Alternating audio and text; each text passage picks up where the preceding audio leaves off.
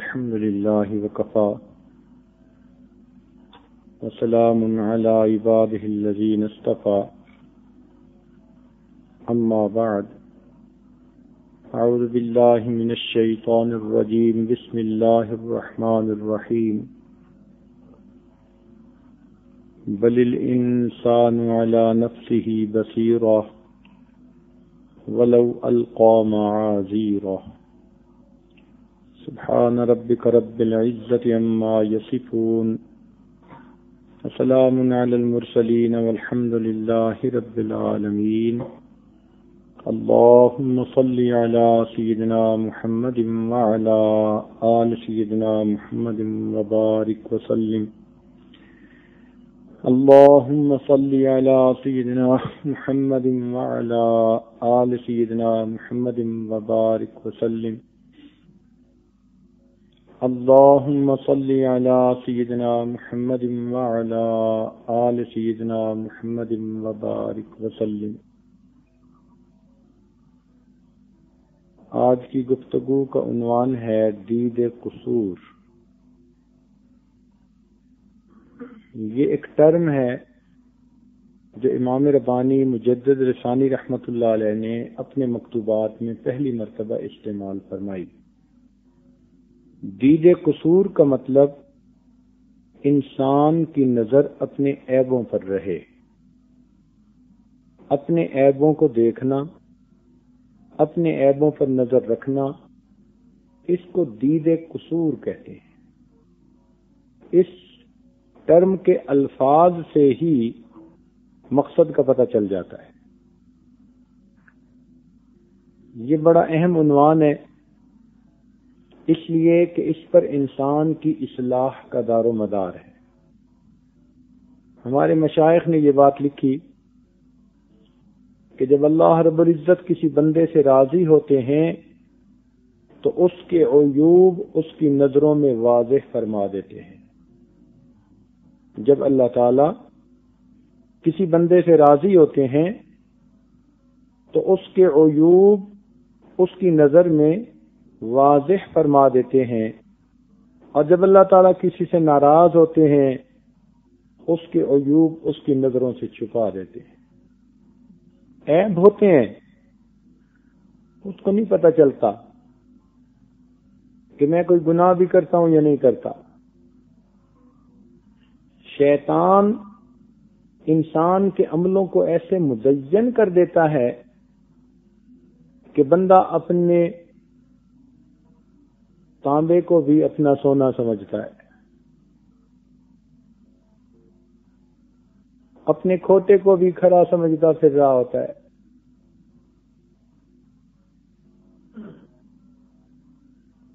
تو یہ بہت اہم عنوان ہے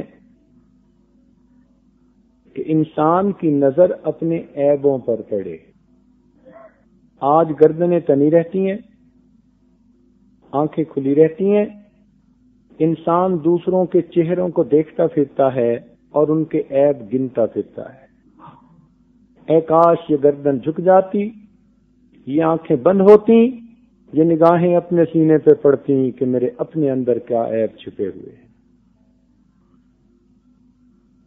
جس دور پہ نازاں تھی دنیا ہم اب وہ زمانہ بھول گئے، غیروں کی کہانی یاد رہی ہم اپنا فسانہ بھول گئے.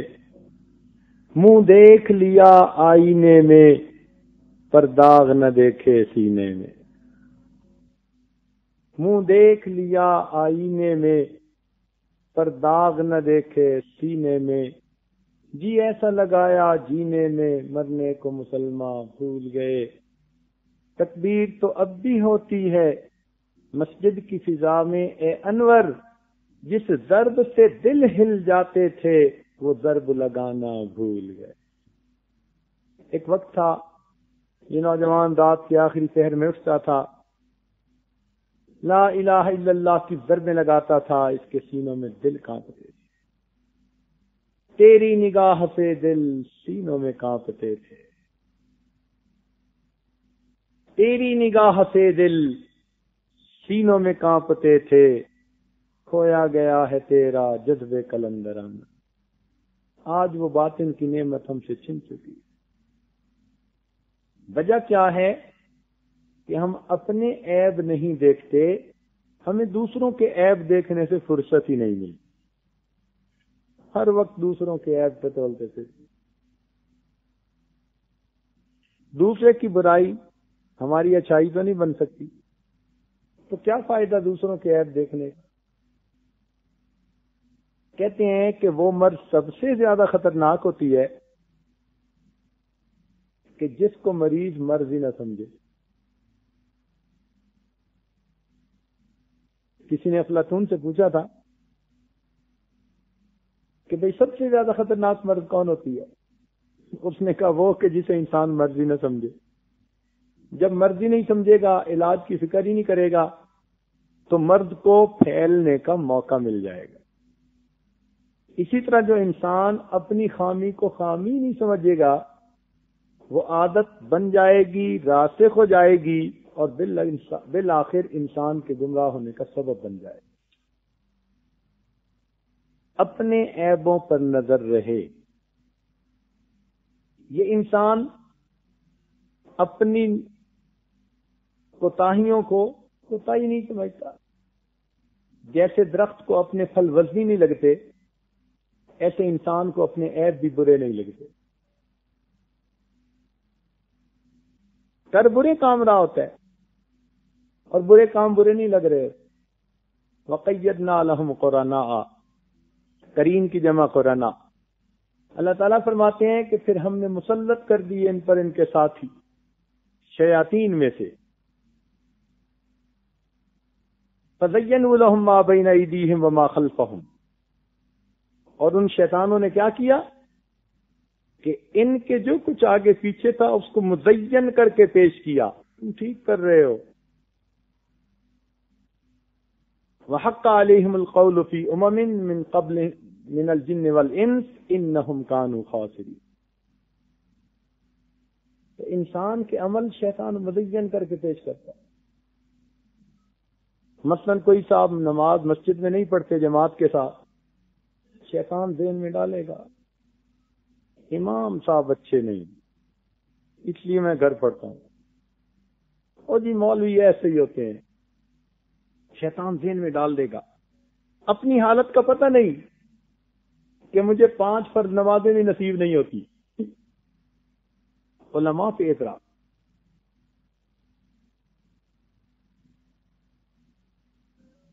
بزنس میں الٹا کام کرے گا. اور جی کیا کریں سبھی کرتے ہیں. اور جی کیا کریں سبھی کرتے ہیں. شیطان مزین کر دیتا ہے اعمال.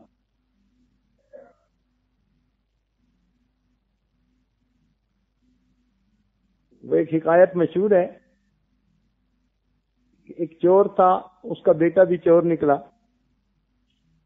تو ایک دفعہ وہ اپنے والد کا کوئی سیاہ کارنامہ بیان کر رہا تھا، چوری کی واردات کہ ابو نے کیسے کی. تو بات کرتے ہوئے کہتا ہے کہ ابو نے جب فلاں گھر کا دروازہ کھولا تو آگے سے وہ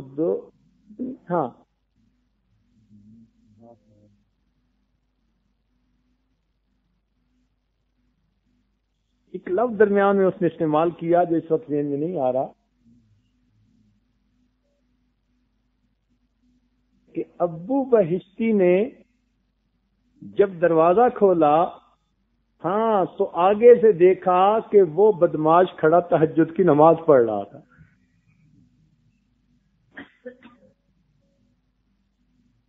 ابو بہشتی اور تہجد پڑھنے والا بدماش.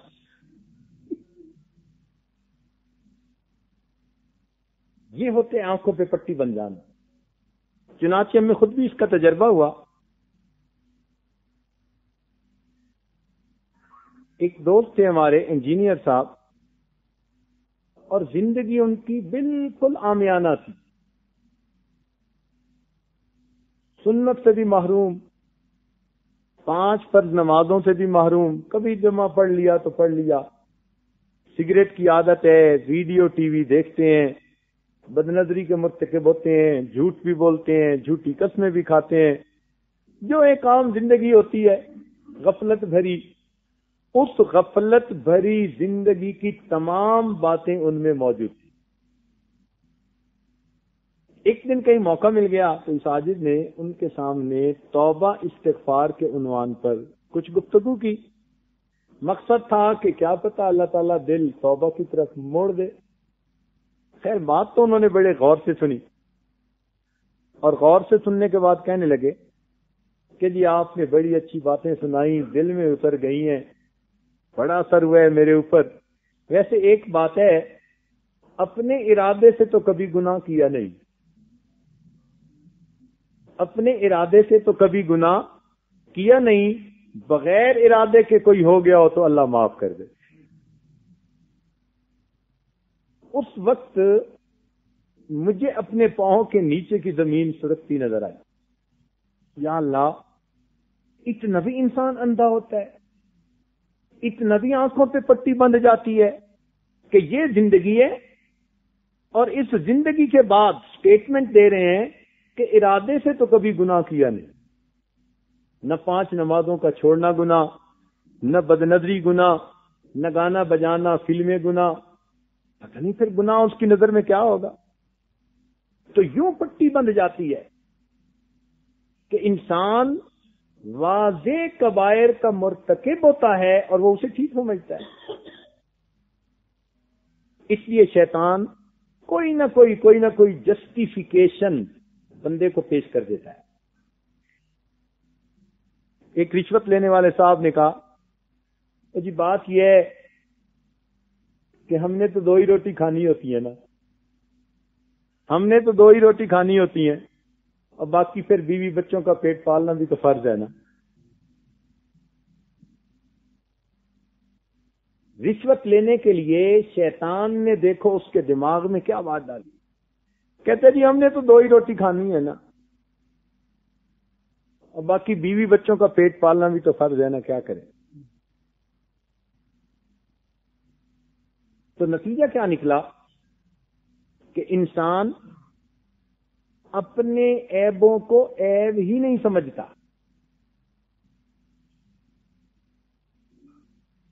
جب عیب ہی نہیں سمجھتا تو پھر توبہ کی توفیق ہی نہیں ملتی۔ تو اپنے عیبوں پہ نظر ہونا یہ اولیاء کی صفت ہے، دوسروں کے عیبوں پہ نظر ہونا یہ فساق کی عادت ہے۔ اور آج پہلی عادت ہمارے اندر نہیں، دوسری عادت زیادہ ہے۔ اس لیے آج کا عنوان رکھا گیا دید قصور، کہ ہمیں اپنے عیوب پر نظر ڈالنے کی عادت پڑ جائے۔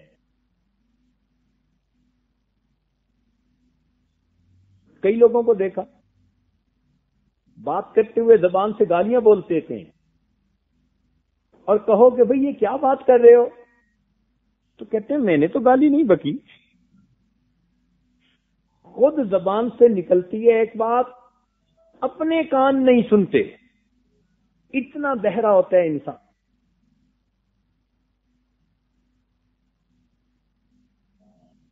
اور یہ بات تو آج بہت عام ہے، اپنی بات کو اپنے کان تھوڑے ہی سنتے ہیں۔ انسان بات سناتا ہے دوسروں کے لیے، تبھی تو دوسروں پہ اثر نہیں ہوتا۔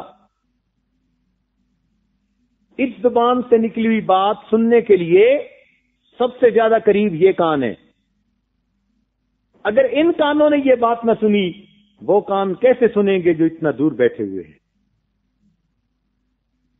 تو لوگوں کا قصور نہیں، اپنا قصور ہے۔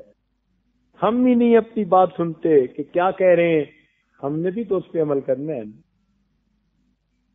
مصلح بننا آسان ہے اور صالح بننا بڑا مشکل کام ہے۔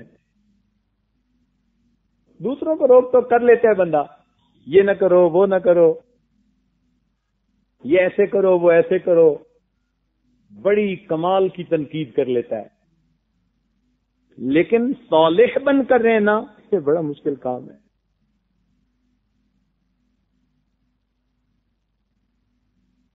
تو واعظ کو فقط مصلح ہی نہیں ہونا چاہیے، صالح بھی ہونا چاہیے، تب دوسروں پہ بات اثر کرتی ہے۔ ہمارے بزرگ تو اس کا اتنا خیال کرتے تھے کہ واقعہ امام اعظم رحمۃ اللہ علیہ کے پاس ایک عورت بچہ لائی جی، سے منع کر دیں کہ یہ گڑ نہ کھایا کرے، فرمایا کل لے آنا۔ وہ اگلے دن لے کے آ گئی، آپ نے کہا بچے گڑ نہ کھایا کرو، چلی گئی عورت، مگر جاتے جاتے ذہن میں خیال آیا، وہ کہنے لگی امام صاحب یہ بات تو کل بھی کر سکتے تھے، آپ نے مجھے خواہ مخواہ آج چکر ڈالا کہ پھر آنا، کل ہی کر دیتے۔ فرمان لگے کہ کل کیسے کرتا جبکہ خود میں نے ہی گڑ کھایا ہوا تھا، اس لیے آج کی بات کی کہ میں نہیں کھاؤں گا، پھر بچے کو منع کروں گا کہ بچے تم بھی گڑ نہ کھایا کر۔ تو ہمارے حضرات تو پہلے عمل کرتے تھے، پھر بات کرتے تھے، پھر اس کا اثر ہوا کرتا تھا آگے۔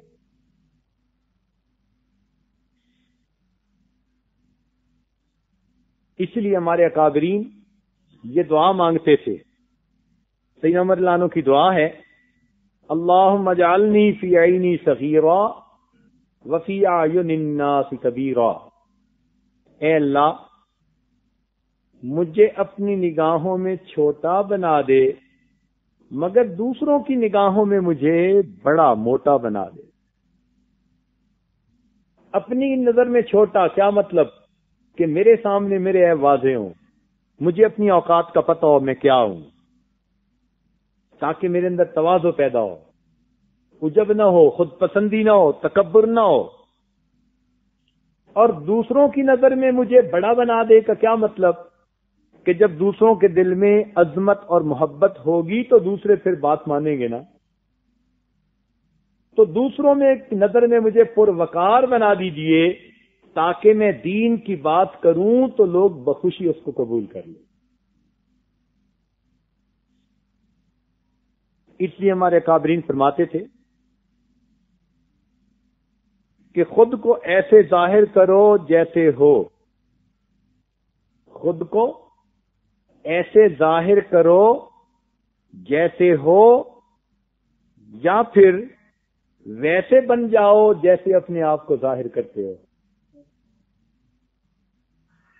درنگی تو ختم ہونی چاہیے نا، یا تو جیسے ہیں ویسے اوپر سے بھی بنے، اور اگر نہیں تو پھر جیسے اوپر سے بنے ہوئے ہیں اندر سے بھی ایسے ہی بن جائے۔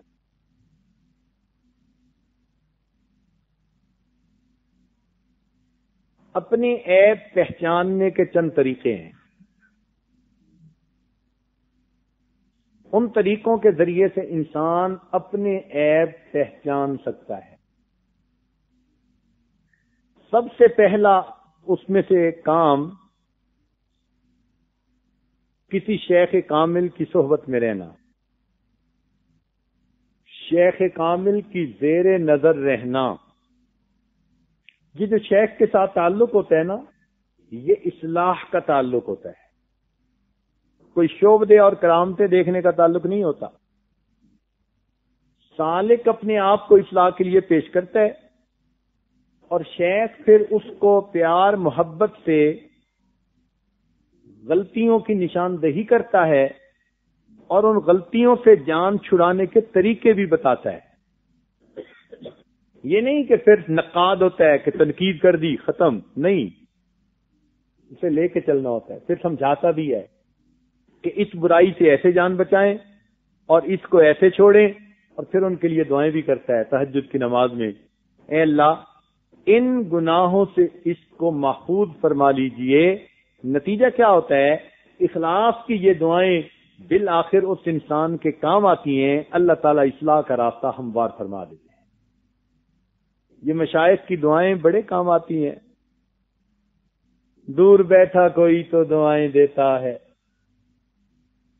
دور بیٹھا کوئی تو دعائیں دیتا ہے، میں ڈوبتا ہوں سمندر اچھال دیتا ہے۔ انسان ڈوبنے لگتا ہے، پھر اللہ تعالیٰ کی رحمت اسے پھر اچھال دیتی ہے، پھر اچھال دیتی ہے۔ تو روک ٹوک کا تعلق ہوتا ہے۔ اسی لیے ہمارے اکابر وہ فرماتے تھے کہ ہمارے مشائخ چپ شاہ نہیں ہوتے.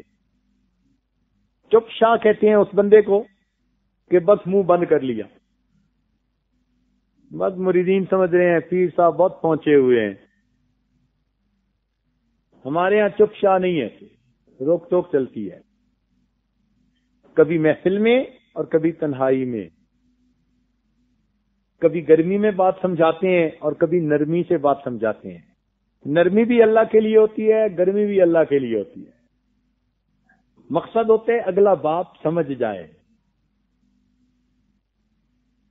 تو مشائخ پھر بات سمجھاتے ہیں، پیار سے بات سمجھاتے ہیں، اور اس میں بھی بڑی حکمت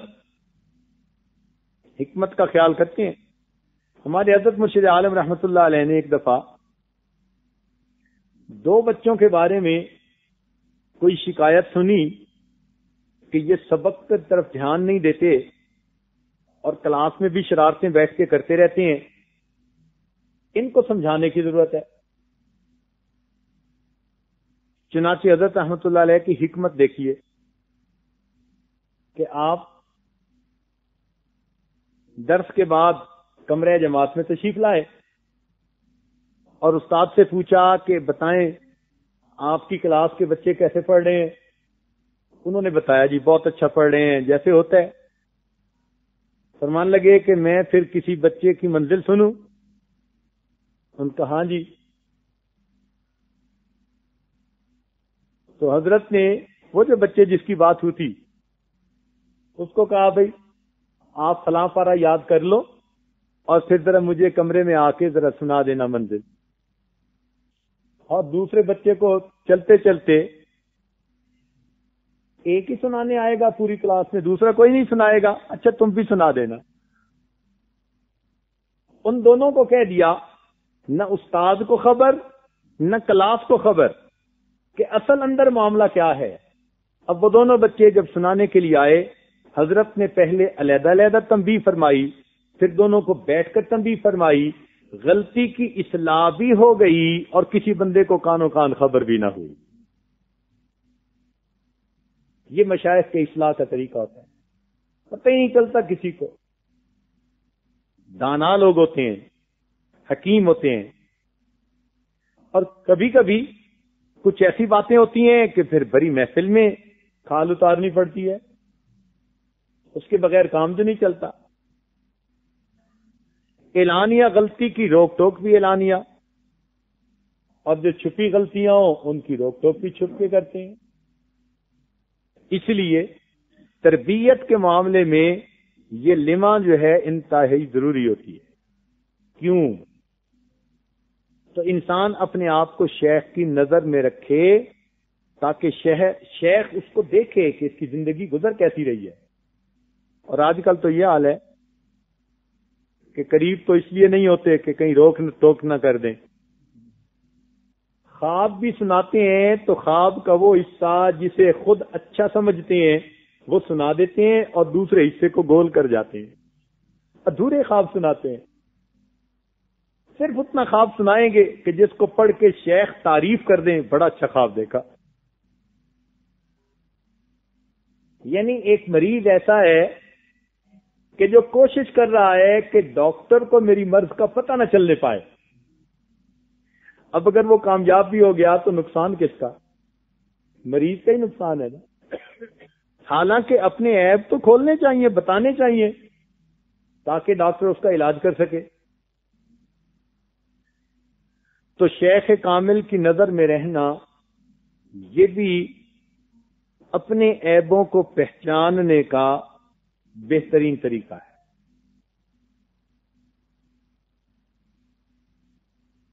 بھائی بستامی رحمت اللہ علیہ ایک مرید تھا، روز خواب میں جنت دیکھتا تھا، روز خواب میں جنت کے مناظر. چنانچہ یہ بات اس نے لوگوں میں بتا دی اور کمیونٹی میں پھیل گئی. ایک دن بھائی بستامی رحمت اللہ کے پاس آیا. حضرت نے اسے فرمایا کہ بات یہ ہے کہ اب اگر تم جنت دیکھو تو لاحول پڑھ دینا. اس کو بڑا غصہ آیا، دل میں سوچنے لگا کہ میرے شیخ میرے درجات پر جیلس فیل کرنے لگ گئے. خیر گھر آ گیا. اللہ تعالیٰ کی شان کہ جب اس رات پھر اس نے وہی منظر دیکھا، شیخ کی توجہ تھی، شیخ کی دعائیں تھی پیچھے سے اخلاص بھری. چنانچہ خواب میں ہی اسے یاد آ گیا کہ مجھے تو شیخ نے کہا تھا لاہور پڑھنا، چلو میں پڑھ دیتا ہوں. جیسے ہی اس نے لاہور پڑھا، جو منظر تھا سب کا سب اسی وقت ختم ہو گیا. آنکھ کھل گئی، حیران ہو گیا کہ یہ کیا معاملہ ہے. اب شیخ کے پاس آ کر بات بتائی. شیخ نے فرمایا یہ شیطان تمہیں دنیا کا کوئی خوبصورت باغ دکھا کر تمہارے دل میں ڈال رہا تھا. تم تو جنت کی سیر کرتے ہو، تمہارے اندر عجب اور خود پسندی پیدا کر رہا تھا تاکہ اس ذریعے سے تمہیں تباہ کر دے. تم نے میری بات مان کر ایسا اچھا عمل کر لیا کہ اللہ نے تمہیں شیطان سے نجات عطا فرما. اب اگر شیخ کو وہ نہ بتاتا تو اپنے آپ میں تو وہ پتہ نہیں کیا بنا پھرتا. تو شیطان کے جال ہیں، کبھی ظلمانی ہے اور کبھی نورانی ہے، انسان سوچ بھی نہیں سکتا. چنانچہ شیخ عبد القادر جیلانی رحمت اللہ علیہ جنگل میں بیٹھے مراقبہ کر رہے تھے. خلوت میں یکدم ایک نور کی طرح روشنی ظاہر ہوئی اور اس میں سے آواز آئی، عبد القادر جیلانی تمہارے اعمال قبول کر لیے گئے، اب تم سے قلم اٹھا لیا گیا، جو چاہے تم کرتے پھرو. اب جب یہ پیغام انہوں نے سنا تو دل میں فوراً خیال آیا کہ اللہ تعالیٰ اپنے محبوب کو فرماتے ہیں وَاعْبُدْ رَبَّكَ حَتَّى يَأْتِيَكَ الْيَقِينُ، عبادت میں لگے رہیے حتیٰ کہ آپ کو موت آ جائے، اس دنیا سے آپ انتقال کر جائیں. تو میرا کہاں سے مقام آ گیا کہ جیتے جاگتے ایسے درجے پہ پہنچ گیا کہ قلم اٹھا لی گئی. تو آپ نے فرمایا لا حول ولا قوت الا باللہ. جب آپ نے کہا تو وہ تو شیطان تھا، بھاگا وہاں سے، مگر بھاگتے بھاگتے ایک بیک فائر کر گیا، ایک دوسرا وار کر گیا. کہنے لگا عبد القادر جیلانی میں نے اس ذریعے سے سینکڑوں اولیاء کو دھوکہ دیا مگر تو اپنے علم کی وجہ سے بچ گیا. اگر آپ کہہ دیتے ہاں تو آپ اس دوسرے دھوکے میں آ جاتے. آپ نے جیسے ہی سنا کہ عبد القادر جیلانی میں نے ہزاروں کو دھوکہ دیا اور گرا دیا، تم اپنے علم کی وجہ سے بچ گئے، آپ نے پھر کہا لا حول ولا قوت الا باللہ. مردود میں اپنے علم کی وجہ سے نہیں بچا، میں اپنے رب کے فضل کی وجہ سے بچ گیا ہوں. اب بتائیے جب اس کے ہتھ کنڈے ایسے ہیں تو پھر اس سے تو اللہ کی رحمت ہی سے بندہ بچ سکتا ہے نا، ہمارے بس میں تو نہیں ہے. تو شیخ کامل کی نظر میں رہنے کا فائدہ یہ کہ شیخ آئینے کی مانند اس بندے کو اس کا چہرہ دکھا دیتا ہے. چنانچہ استاد کے بغیر انسان کی اصلاح نہیں ہوتی. ایک چھوٹی سی مثال کہ جو طالب علم پرچہ کرنے بیٹھتا ہے وہ جب اس کا جواب لکھتا ہے تو اس کے ذہن میں اس کے سارے جواب بالکل ٹھیک ہوتے ہیں، لیکن جب ممتحن کے ہاتھ میں جاتے ہیں وہ بتاتے ہیں یہ ٹھیک ہے، یہ غلط ہے، یہ غلط ہے، یہ غلط ہے، اور وہ کہتے ہیں ہاں واقعی مجھ سے غلطی ہوئی. تو دیکھیے خود جب اپنی رائے دینے کا موقع تھا تو اس کی نظر میں اس کا سارا پیپر بالکل ٹھیک تھا، لیکن شیخ کے ہاتھ میں گیا، اب اس کو ریئلائز ہوا کہ واقعی میں غلطی کر رہا تھا. اسی طرح انسان اپنے عیبوں کی اصلاح خود کرنا چاہے تو وہ غلطی کر جاتا ہے. اس لیے شیخ کامل کی صحبت میں رہنے سے اس کو اپنے صحیح عیوب کا پتہ چل جاتا ہے.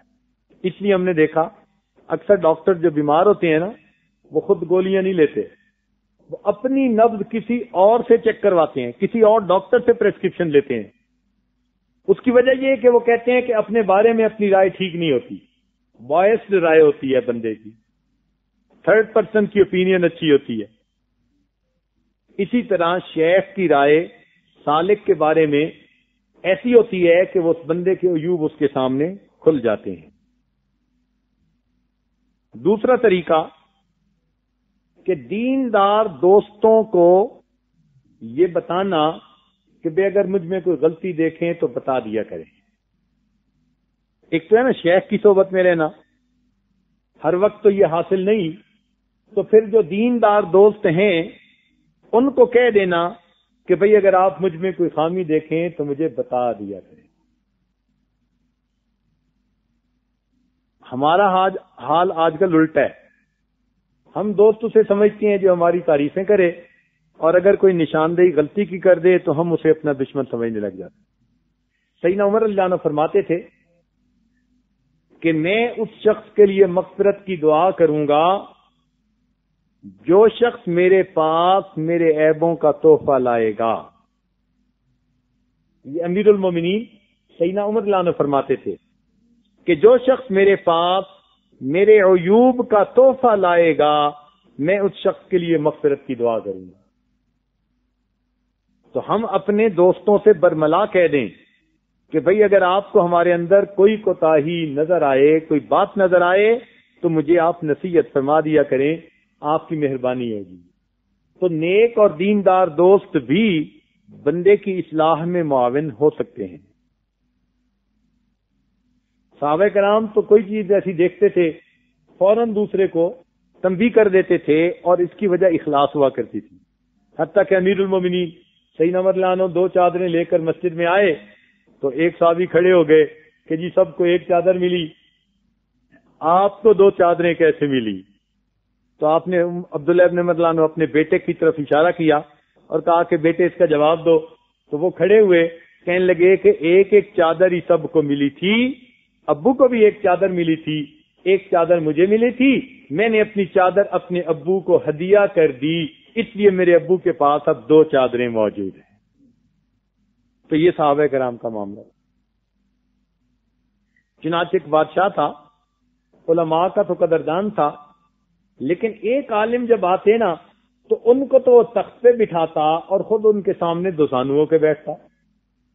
اور وہ عالم بھی بڑے سادہ سے تھے، دیہات میں رہنے والے، کوئی ایسی فوں فاوی نہیں تھی.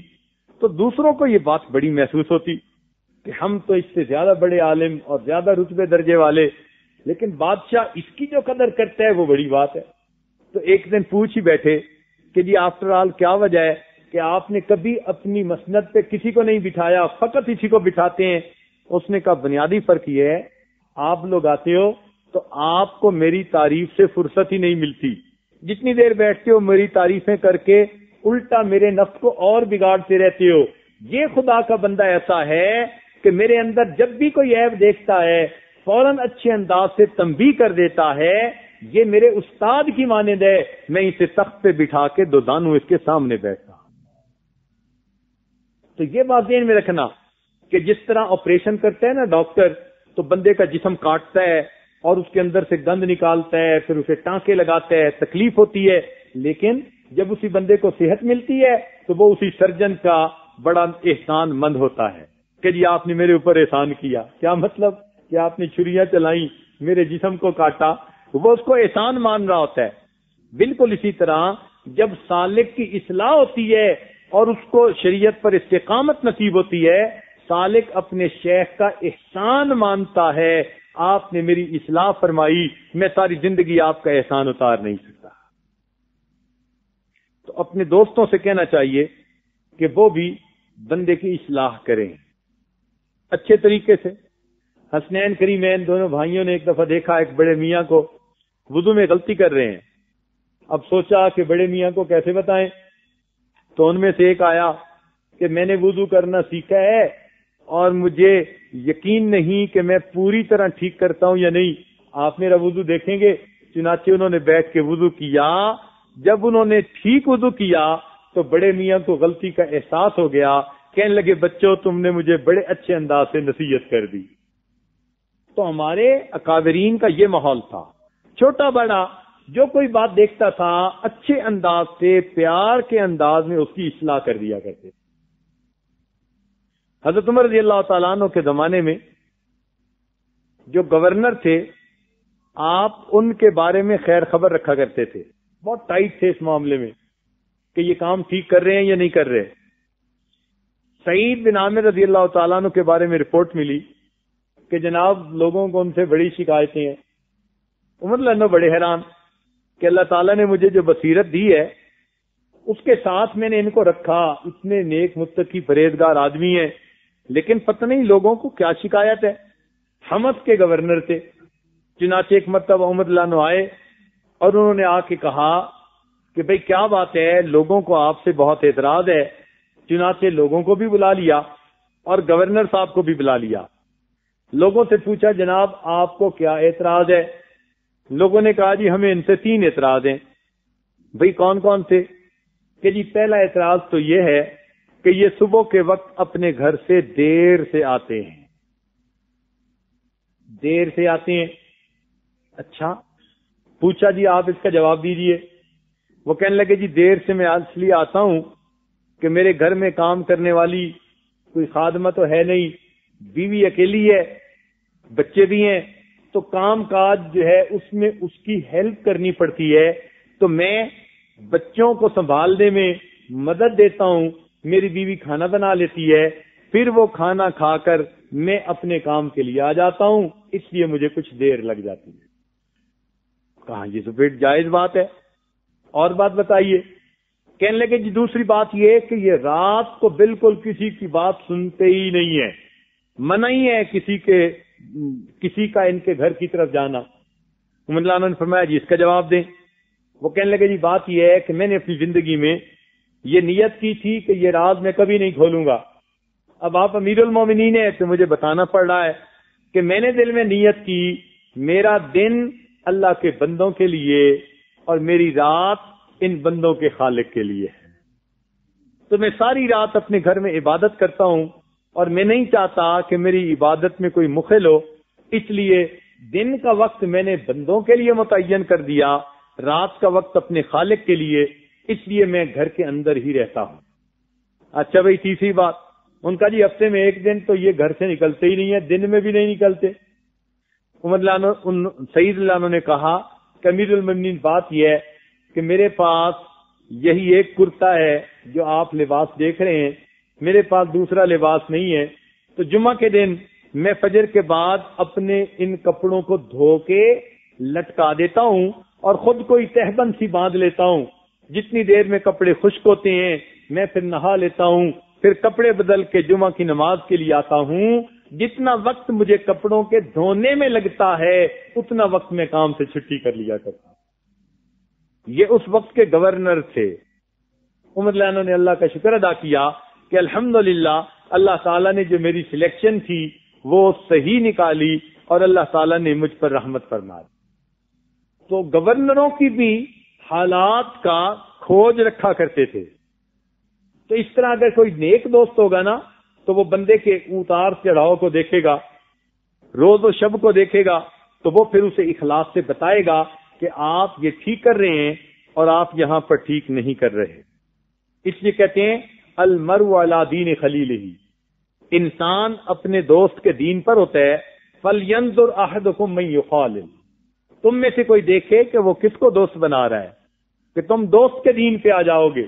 تو نیک دوست اگر بنا لیے جائیں تو وہ انسان کو نیکی کی تلقین کرتے رہتے ہیں۔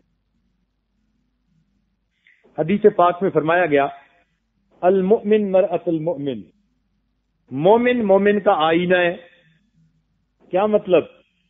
آئینہ کا مطلب کہ آئینے میں انسان شکل دیکھتا ہے نا تو انسان کو اپنا چہرہ نظر آتا ہے، اسی طرح انسان کو اس کا دوست اس کی اپنی اصل شکل دکھا دیتا ہے۔ آج تو اگر دوست کوئی بات کر دے تو اس کو دشمن سمجھنا شروع کر دیتے ہیں۔ میرے دوستو، اگر آئینہ بتائے کہ تمہارے چہرے پر سیاہی لگی ہوئی ہے تو کبھی کسی نے آئینے کو توڑ دیا کہ کیسا واہیات آئینہ ہے، میرے چہرے کے اوپر یہ سیاہی دکھا رہا ہے۔ ہر بندہ کہتا ہے شکر ہے آئینہ دیکھ لیا، مجھے پتہ چل گیا داغ لگا ہے، فوراً جا کے داغ کو دھو آتا ہے۔ اسی طرح اگر کوئی دوست اس کو اس کی غلطی بتا دے تو وہ برا نہیں ہوتا، وہ تو آئینے کی طرح اس کو حقیقت دکھا رہا ہوتا ہے۔ اس لیے غلطی بتانے والے کو کبھی بھی دشمن نہیں سمجھنا چاہیے، ہمیشہ اپنا محسن سمجھنا چاہیے۔ کہ اس نے میری اصلاح میں میری مدد کی. یہ ہے دوسرا طریقہ. تیسرا طریقہ اپنے عیب جاننا یہ ہے کہ انسان اپنے دوستوں سے اپنے بارے میں رائے معلوم کرے، اپنے دشمنوں سے. دشمن ہے انسان کے اوپر بڑا بہترین تبصرہ کرتے ہیں، بہترین تبصرہ. ان کی بھی باتیں سنیں، ہو سکتا ہے کہ وہ کوئی باتیں ٹھیک کر رہے ہوں. کئی مرتبہ اللہ تعالیٰ بندے پہ تھانے دار فٹ کر دیتے ہیں. یہ رو رو کے دعائیں مانگتا ہے، اہدنا الصراط المستقیم، اللہ مجھے سیدھا رستہ دکھا دیجیے. اللہ تعالیٰ کچھ مخالف پیدا کر دیتے ہیں، وہ تنقید کرتے ہیں اور بندہ ڈر کے مارے برے کام سے بچا بالکل سیدھا چل رہا ہوتا ہے. یہ اس کی اپنی دعائیں ہوتی ہیں کہ اللہ تعالیٰ نے تھانے دار فٹ کر دیے. ذرا سی کوئی بات ہوتی ہے وہ فوراً اس کو پبلکلی انسلٹ کرتے ہیں، تو یہ ڈر کے مارے غلطی کرنے سے بچا ہوتا ہے. تو کئی مرتبہ دشمنوں کا تبصرہ بھی بندے کے کام آ جاتا ہے.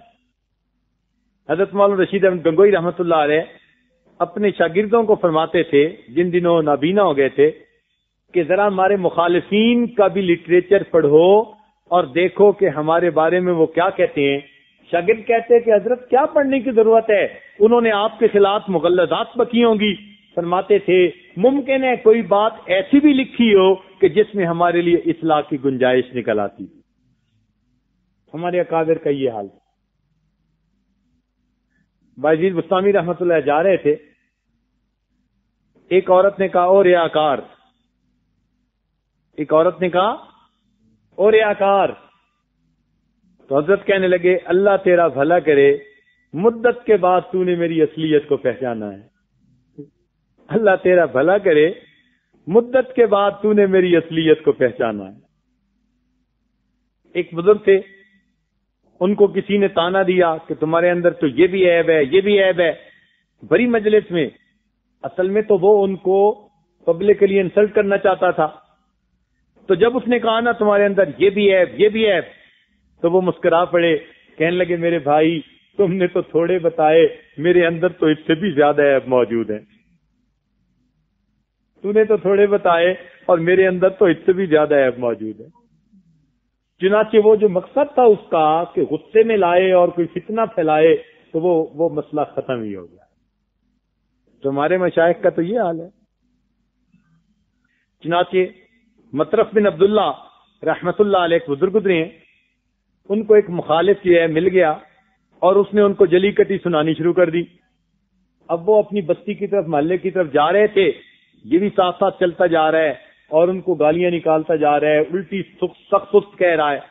چنانچہ نتیجہ کیا ہوا کہ جب وہ اپنی بستی کے قریب ہوئے تو کھڑے ہو گئے اور کھڑے ہو کر کہنے لگے اے بھائی، بستی میں جو لوگ ہیں وہ میرے ساتھ محبت اور عقیدت رکھتے ہیں، اگر میرے خلاف باتیں سنیں گے تو ہو سکتا ہے تمہیں ماریں یا کچھ اور کریں. میں اس لیے کھڑا ہو گیا کہ تمہیں جو بتانا ہے مجھے ادھر ہی بتا لو، تمہیں جو کہنے ہیں وہ ادھر ہی کہہ لو، آگے نہ جاؤ کہیں وہ تمہیں نقصان نہ پہنچائیں. تو ہمارے مشائخ اپنے دشمنوں کی بھی بات تحمل مزاجی سے سن کے سوچتے تھے کہ کہیں کوئی ایسی بات تو نہیں کہ واقعی جس میں سے اصلاح کا پہلو نکلتا. تو یہ تیسرا طریقہ اپنے عیب پہچاننے کا. اور چوتھا کہ دوسروں کی غلطیوں سے عبرت پکڑنا. اگر کوئی بندہ کوئی غلطی کرے تو انسان عبرت پکڑے کہ میں نے آج کے بعد ایسا کام نہیں کرنا. اس لیے کہتے ہیں السعید من وعظ بغیرہ. سعید وہ ہوتا ہے کہ جو دوسروں سے عبرت پکڑتا ہے، اور شقی وہ ہوتا ہے کہ جو خود اس پر گزرتی ہے تب اس کو سمجھ آتی ہے کہ مجھے یوں کرنا تھا، اپنے سے عبرت پکڑتا ہے. حضرت لقمان علیہ السلام سے کسی نے کہا تھا کہ حضرت آپ دانا کیسے بنے؟ بڑی توجہ طلب بات ہے. اس نے پوچھا کہ حضرت آپ دانا، آپ نے حکمت کہاں سے سیکھی؟ وہ فرمانے لگے کہ میں نے حکمت بے وقوفوں سے سیکھی. حکمت کی بات بے وقوفوں سے؟ فرمانے لگے ہاں، وہ ایسے کہ جب میں کسی بے وقوف کو بے وقوفی کرتے دیکھتا تھا میں فوراً نوٹ کرتا تھا کہ مجھے یہ کام ہرگز نہیں کرنا. تو میں نے دوسروں سے عبرت پکڑی اور اس کی وجہ سے اللہ نے مجھے وقت کا دانا اور حکیم بنا دیا.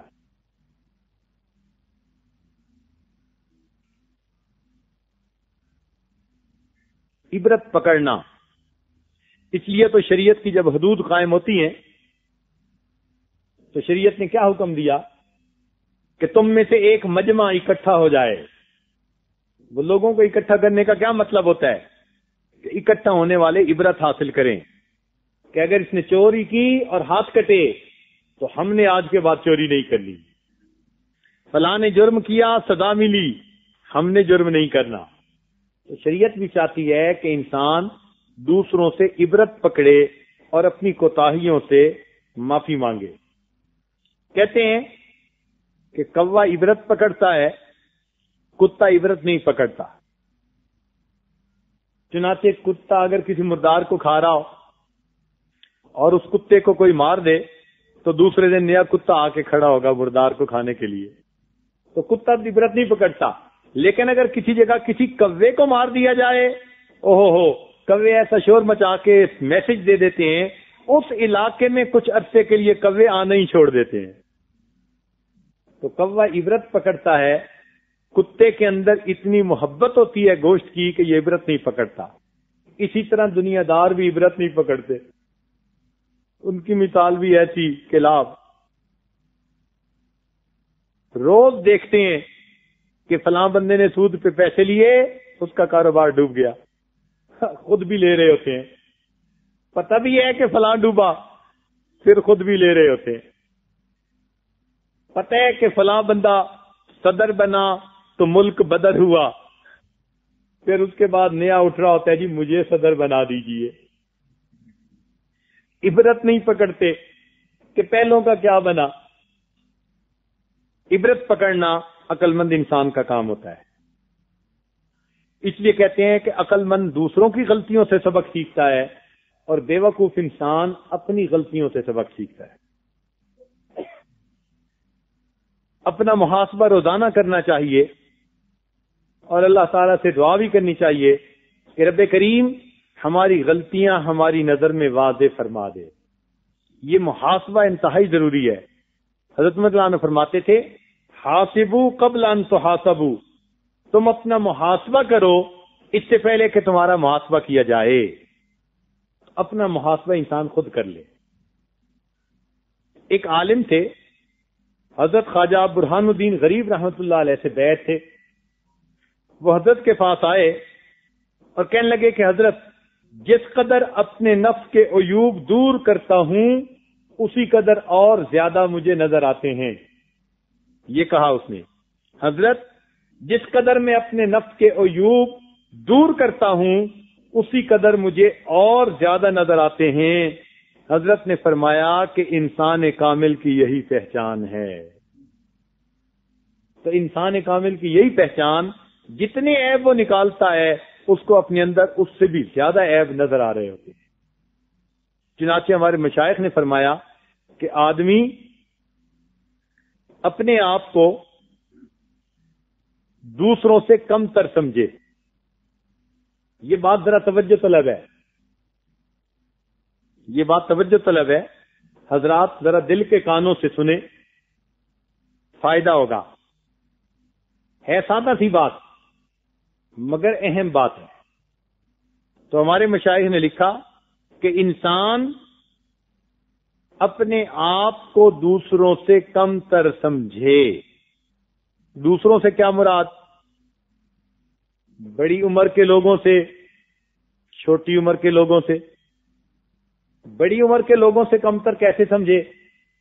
کہ یوں دل میں سوچے کہ یہ عمر میں بڑے ہیں، ان کو اللہ نے لمبی عمر دی، زیادہ وقت دیا، انہوں نے زیادہ نیکیاں کی ہوں گی اور ان کی نیکیاں تو میری نیکیوں سے زیادہ ہیں، لہذا یہ مجھ سے بہتر ہیں اور میں ان سے کمتر ہوں.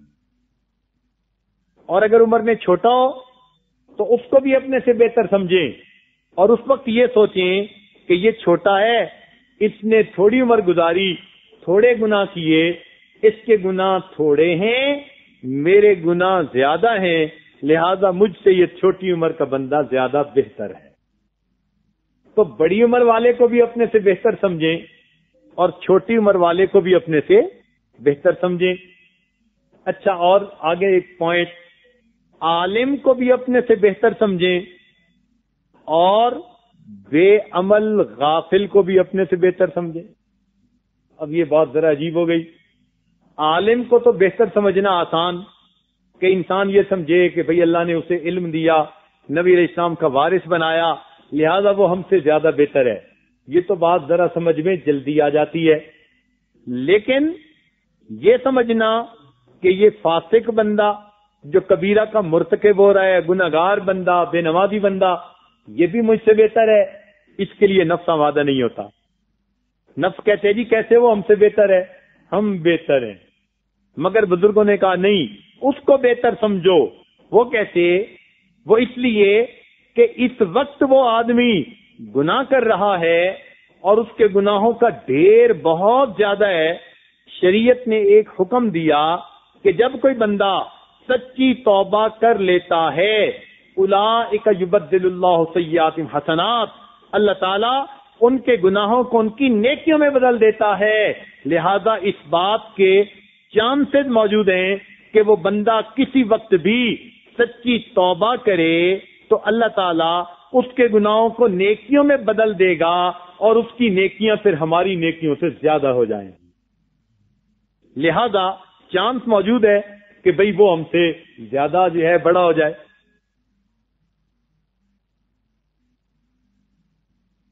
تو اس لحاظ سے یہ سوچنا کہ جو گناہگار ہے بھئی ہم سے تو وہ بھی بہتر ہے، تو یہ سمجھنا آسان ہو جاتا ہے. لیکن ایک بات انہوں نے اور لکھی، وہ فرماتے ہیں نہیں، کافر کو بھی اپنے سے بہتر سمجھے. اب یہ بات سمجھنی بڑی مشکل، توجہ فرمائیے گا. وہ کیسے؟ کافر کو بھی اپنے سے بہتر سمجھے. اب اس کے لیے تو دل نفس آمادہ نہیں ہوتا. وہ کہتے ہیں جی ہم کلمہ گو مومن ہیں اور وہ کافر ہے، ہم کافر کو اپنے سے کیسے بہتر سمجھیں؟ امام ربانی مجدد ثانی رحمۃ اللہ علیہ نے مکتوبات میں لکھا کہ سالک اس وقت تک اللہ کا قرب نہیں پا سکتا جب تک کہ اپنے آپ کو کافر فرنگ سے بھی بدتر نہ سمجھے. اب یہ بات سمجھنی بڑی مشکل. چنانچہ کسی نے حضرت اکبر ثانی رحمۃ اللہ کے سامنے مسئلہ پیش کیا. اس نے کہا کہ حضرت مجدد ثانی رحمۃ اللہ جیسی شخصیت اور انہوں نے ایسی بات لکھ دی ہے کہ اپنے آپ کو کافر سے بھی بدتر سمجھے. تو حضرت نے بات کھول کر سمجھا دی. فرمانے لگے دیکھو کہ انما الاعمال بالخواتیم، اعمال کا دار و مدار تو انجام کے اوپر ہے. احتمال ہے کہ زندگی میں ہم سے کوئی غلطی ہو جائے اور ہم ایمان سے محروم ہو اور کوئی قبولیت کا وقت آ جائے اور یہ بندہ ایمان کو قبول کر کے اسے ایمان پہ موت آ جائے اور ہم فتنے میں الجھ جائیں. اس لیے سمجھے کہ بھئی مجھ سے تو یہ بھی بہتر ہے. تو حضرت ثانی رحمۃ اللہ ایک بات کہتے تھے کہ مومن کو حالن اپنے سے بہتر سمجھو. توجہ فرمائیے، مومن کو حالن اپنے سے بہتر سمجھو اور کافر کو احتمالن اپنے سے بہتر سمجھو. مومن کو حالن اپنے سے بہتر سمجھو، وہ اس وقت بھی مجھ سے بہتر ہے جس حال میں ہے مومن ہے. مومن کو حالن اپنے سے بہتر سمجھو اور کافر کو احتمالن اپنے سے بہتر سمجھو. احتمال ہے اللہ تعالیٰ اس کو اگر ایمان عطا فرما دے، الاسلام یہدم من کان قبلہ، اسلام اپنے پہلے سے سب گناہوں کو دھو دیتا ہے، چنانچہ وہ گناہوں سے پاک ہو کر جائے گا ہم سے، تو پھر وہی بہتر ہو جائے گا. تو اب یہ مسئلہ سمجھنا آسان ہو گیا. بلکہ امام صاحب نے، امام ربانی مجلس نے ایک عجیب بات لکھی. وہ فرماتے ہیں اپنے آپ کو خسیس کتے سے بھی بدتر سمجھے. دیکھا، نفس کو ایسے باندھا رگڑا دیا ہے نا ہمارے مشائخ نے کہ مزہ آ جاتا ہے. اپنے آپ کو خسیس کتے سے بھی بدتر سمجھے، یعنی جس کو خارش ہوتی ہے نا، اس خارش زدہ کتے سے بھی اپنے آپ کو بدتر سمجھے. اب نفس آمادہ نہیں ہوتا کہ جی ہم انسان ہیں، افضل جو ہے افضل اشرف المخلوقات ہیں، ہم کیسے برے ہو گئے اور کتا بہتر ہو گیا؟ مگر ہمارے مشائخ نے بات سمجھائی. وہ کہنے لگے اگر کتے کا اپنے مالک سے تعلق دیکھو اور اپنے مالک سے تعلق دیکھو تو تمہارا دل گواہی دے گا کتا اپنے مالک کا زیادہ وفادار ہے، ہم اپنے مالک کے اتنے وفادار نہیں ہیں. تو بات تو بالکل ٹھیک. مثلا کتا اپنے مالک کا گھر در چھوڑ کے کبھی نہیں جاتا. کتے کو ڈنڈے مارے، جوتے مارے، اس کا مالک جو مرضی کرے، وہ ذرا سا آنکھ سے اوجھل ہوگا پھر دروازے پہ آ کے بیٹھ جائے گا. کتا اپنے مالک کا در چھوڑ کے کبھی نہیں جاتا. مگر مومن کا حال دیکھو، ذرا سی کاروباری پریشانی آئی اور یہ مسجد کا دروازہ بھول گیا. 1 مہینے سے مسجد ہی نہیں آ رہے. ارے صاحب کیا ہوا؟ او جی کچھ کاروباری پریشانی ہے، کاروباری پریشانی ذرا ٹھیک ہو گئی مسجد آؤں گا. لو، کاروباری پریشانی پر مسجد کا دروازہ ہی بھول گئے. تو ہم سے تو کتا ہی بہتر کہ جس کو جوتے پڑتے ہیں اور اس کے باوجود وہ مالک کا در نہیں چھوڑتا. ہمیں ذرا سی کوئی پریشانی آتی ہے ہم اپنے مالک کا در اسی وقت چھوڑ بیٹھتے. تو واقعی اگر ہم اپنی اوقات دیکھنا چاہیں تو بات اسی طرح ہے کہ ہم سے تو کتا اپنے مالک کا زیادہ وفادار ہے. ایک نقطے کی بات یاد رکھیے، یہ آج اپنی بات سمیٹ رہا ہے. نقطے کی بات یہ ہے کہ انسان اپنے بارے میں ہمیشہ خوش فہمی میں مبتلا ہوتا ہے. اپنے بارے میں ہمیشہ خوش فہمی میں مبتلا ہوتا ہے. جبکہ مشائخ کی صحبت میں آتا ہے تو مشائخ اس کو اپنے بارے میں بدگمان کر دیتے ہیں. دوسروں کے بارے میں خوش فہمی، اپنے بارے میں بدگمانی. جبکہ عام بندہ اپنے بارے میں خوش فہمی اور دوسروں کے بارے میں بدگمانی. شیخ سعدی رحمت اللہ علیہ فرماتے ہیں مرا پیر دانائے مرشد شہاب، دو اندر سے فرمود بر روئے آپ، یکے آنکھ کے بر خیر بدبی مباش، دیگر آنکھ کے بر خیش خود بھی مباش. میرے شیخ نے دریا کے کنارے 2 لفظوں میں مجھے تصوف سمجھا دیا، معرفت کا نچوڑ سمجھا دیا. وہ کیا تھا کہ دوسروں کے اوپر بدبی نہ ہونا اور اپنے اوپر خود بھی نہ ہونا. بس 2 باتیں جس نے سمجھ لی اس نے گویا پوری معرفت کو سمجھ لیا. دوسروں کے اوپر بدبی نہ ہونا یعنی دوسروں کی غلطیاں تلاش نہ کرنا اور اپنے بارے میں خوش فہمی میں نہ رہنا، بلکہ اپنے بارے میں بدبی ہونا، اپنی غلطیاں دیکھنا کہ میرے اندر کیا کوتاہیاں ہیں. اور اتنی عجیب بات ہے، انسان کو دوسروں کی غلطیوں کا اگر شک بھی پڑ جاتا ہے انسان ان سے نفرت کرنے لگ جاتا ہے، جبکہ اپنی غلطیوں کا یقین ہوتا ہے پھر بھی اپنے نفس کے ساتھ محبت کرتا ہے.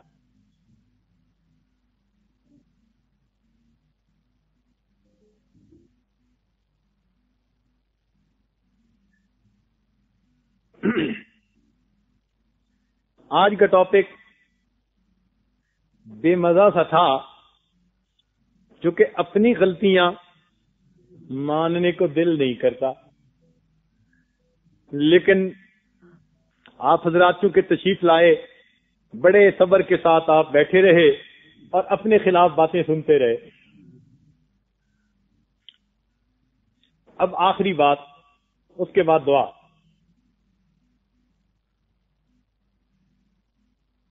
اور یہ بات توجہ طلب ہے بالخصوص علماء کے لیے.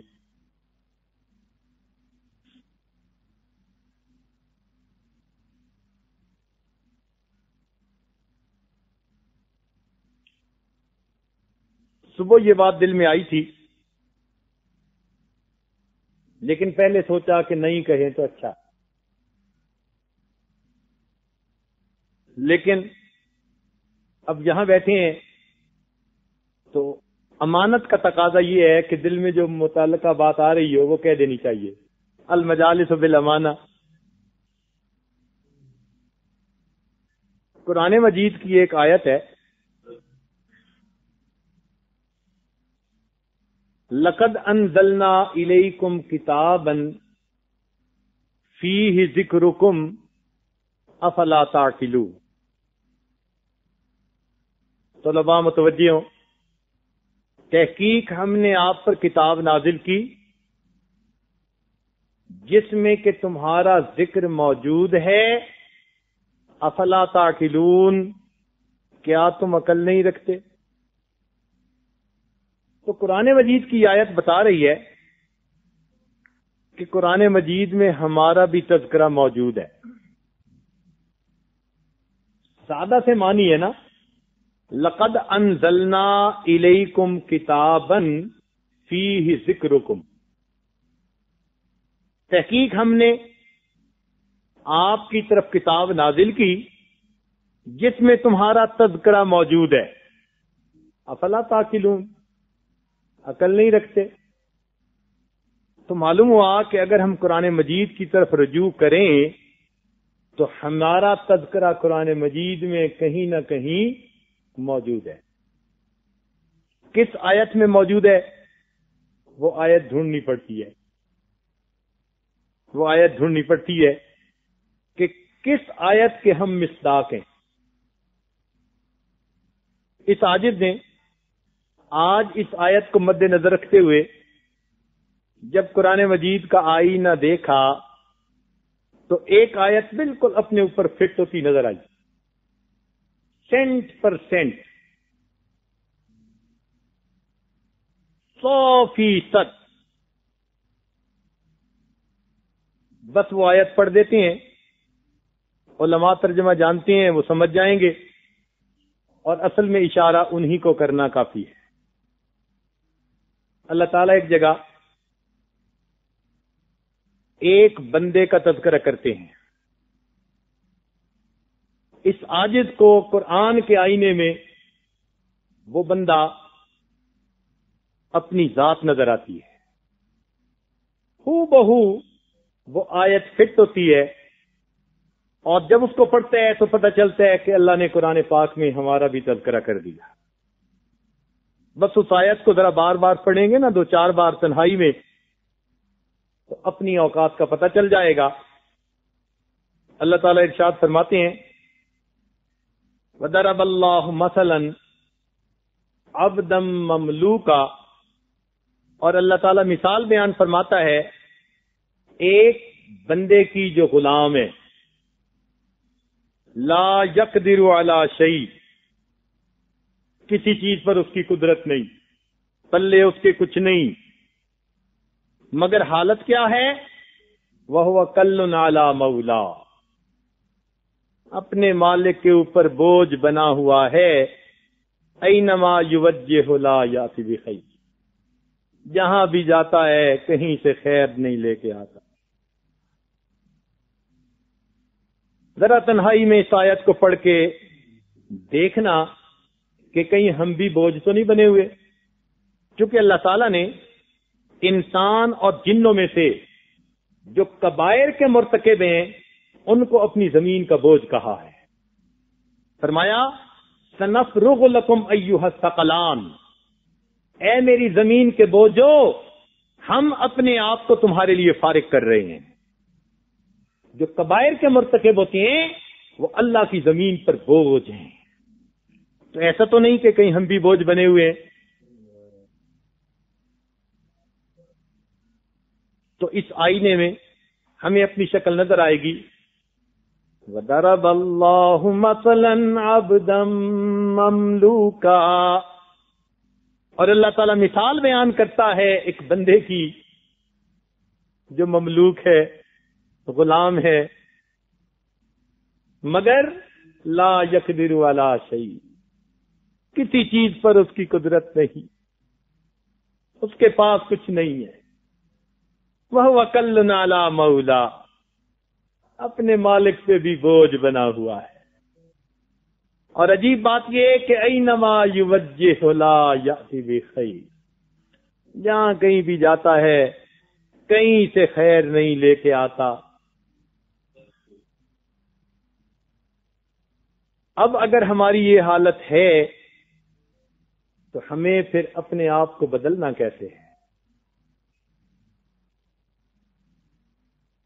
بس اس بات کو ذرا سوچئے گا، کسی دوسری محفل میں آپ کو پھر اس کا جواب دے دیں گے، لیکن آج کی رات صرف اس کے معنی پر، یہ جو آیت ہے نا، اس کے معنی پر غور کرنا اور اپنی زندگی کو اس آیت کے تناظر میں دیکھنا، اتنی سی اسائنمنٹ دے دیتے ہیں، انشاءاللہ صبح تک آپ پر حقیقت واضح ہو جائے گی۔ رب کریم ہمیں اپنی اوقات ہر وقت مد نظر رکھنے کی توفیق عطا فرما دے۔ وآخر دعوانا الحمدللہ رب العالمین۔ نہ تھی اپنی برائیوں کی جو خبر، رہے دیکھتے اوروں کے عیب و ہنر۔ نہ تھی اپنی برائیوں کی جو خبر، رہے دیکھتے اوروں کے عیب و ہنر۔ پڑی اپنی برائیوں پہ جو نظر، تو نگاہ میں کوئی برا نہ رہا۔